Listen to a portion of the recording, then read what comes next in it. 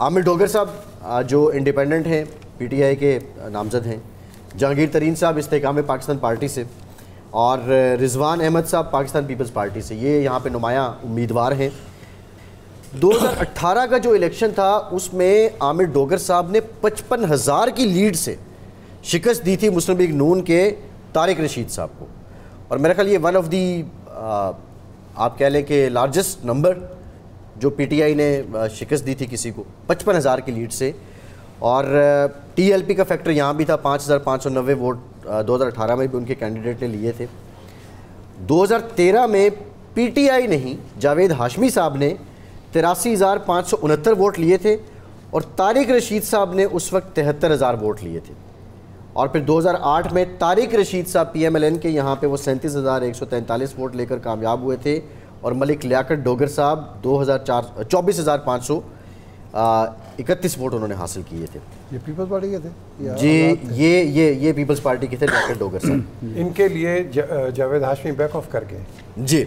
अब की बार मेरे साहब इम्पोर्टेंट जो है ना, जहांगीर तरीन साहब यहाँ से आए हैं मुल्तान से और उनके मुकाबले में ज़ाहिर ऑब्वियसली सीट एडजस्टमेंट है तो नून लीग तो है नहीं। जी जी। मेरा ख्याल इरशाद साहब साउथ पंजाब है तो इस सियासत को बहुत बेहतर अंदाज में भी समझते हैं, इलाका भी है इनका।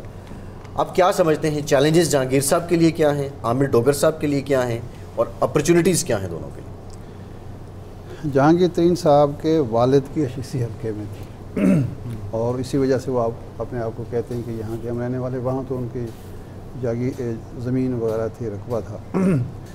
लेकिन इस वक्त जहांगीर तरीन साहब इस हल्के में 9 वारिद हैं और इस हल्के की मैं आपको एक बात बताऊं कि जब जावेद हाशमी साहब ने धरने के दिनों में पीटीआई को छोड़ा और वहाँ खड़े हुए इलेक्शन में तो मुस्लिम लीग नून उनकी हिमायत कर रही थी, बाकी सारी जमातें, पीपल्स पार्टी, ये वो सारे लोग उनकी हिमायत में थे और आमिर डोगर साहब उस वक्त उनके मुकाबले में थे।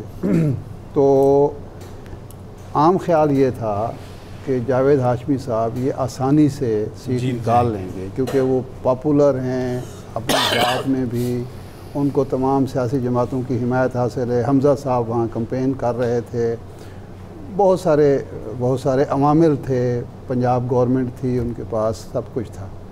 मेरी उस वक्त ये राय थी कि जावेद हाशमी साहब को बहुत नुकसान होगा, वो हार जाएंगे, और ये बात मैंने एक टीवी चैनल पे कही थी, रिकॉर्ड पर है, कोई ऐसी बात नहीं है और हाशमी साहब को इल्म है इस बात का।